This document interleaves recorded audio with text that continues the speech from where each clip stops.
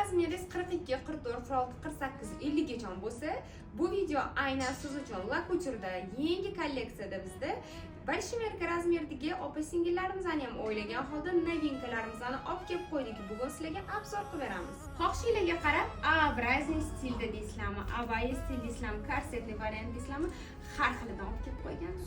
Skromniy, нежный variantlarimizdan ham bor. Kelin podsho o'sin joningiz bilan bir xil qilib kiyishingiz uchun ham большимерка razmerda bir xil ko'ylaklarimizni boshqa rasvetkalardan ham olib kelib qo'yganmiz.